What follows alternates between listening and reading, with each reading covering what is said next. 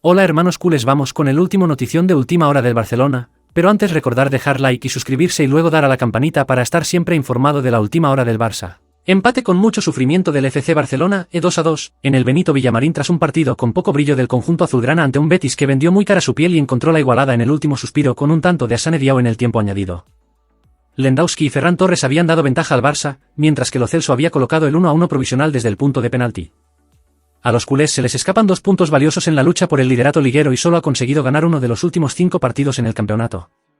Tras descansar en la anterior jornada en Mallorca, el pichichi Robert Lewandowski volvió a la titularidad en lugar de Ferran Torres y Hansi Flick no hizo más rotaciones en el 11 pese a la cercanía del partido de Champions del próximo miércoles contra el Borussia Dortmund.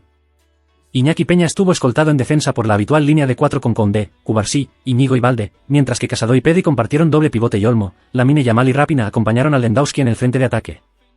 En el bando verdiblanco había el morbo del reencuentro con Vitor Roque, cedido por el Barça, y el delantero salió de inicio junto a Bartra, Altimire y Abde, los otros 3 béticos con pasado azulgrana que estaban disponibles para Pellegrini.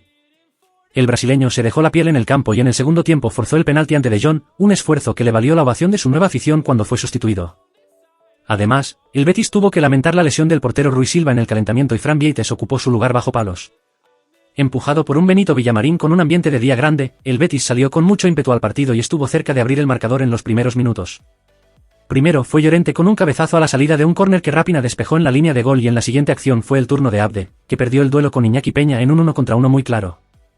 Tras los 2 primeros sustos iniciales, Lamine Yamal mandó el primer aviso azulgrana con un tiro que tapó sin complicaciones Vieites. El Barça empezó a tener un mayor control de la posesión, pero no terminaba de acechar la portería rival y el partido entró en una fase somnolienta, propia del horario del encuentro. Pasaban los minutos y no había ocasiones claras para ninguno de los dos equipos hasta que a falta de 5 minutos del intermedio llegó el 0-1 de Lewandowski tras una gran jugada de combinación colectiva. Después de 26 pases ininterrumpidos, Koundé se internó hasta la línea de fondo y conectó un centro preciso para que el polaco solo tuviera que empujar al balón al fondo de la red. 16º gol en la liga de Alui, que amplió su ventaja como máximo anotador de la competición. El tanto dio tranquilidad al Barça y dejó tocado a un Betis que no tuvo reacción en los y no inquietó a Iñaki Peña en los últimos compases del primer tiempo. Pese a la ligera superioridad culé y el 0-1 en el marcador, el Betis todavía no había dicho la última palabra en el partido y volvió a repetir el guión del inicio del encuentro. Altimire y Abde estuvieron cerca de firmar el empate con sendos remates de cabeza que salieron ligeramente desviados e instantes después llegó la parada del partido con una mano espectacular de Iñaki Peña a disparo de Chaimi Ávila. Era el momento más delicado del Barça en el partido y Flick decidió mover el banquillo para dar entrada a Ferran Torres por Raphinha y De Jong por Olmo. Sin embargo, la entrada del neerlandés no fue la esperada ya que 3 minutos después cometió penalti sobre Vitor Roque. El VAR tuvo que entrar para avisar a Muñiz Ruiz sobre la infracción y el colegiado gallego pitó la pena máxima.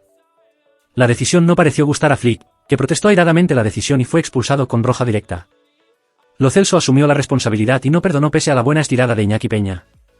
El partido se inclinaba hacia el lado andaluz y Pau Víctor y Gavi entraron en el puesto de Lewandowski y Pedri para intentar cambiar el rumbo. En el Betis también entró Isco, que volvió 6 meses después de su lesión en el peroné y recibió el cariño de su público. El tiburón muerde y Hassane noquea. Parecía que el 1-1 en el marcador ya no se movería, pero un pase genial de Lamine Yamal habilitó a Ferran Torres para anotar el segundo tanto de los culés.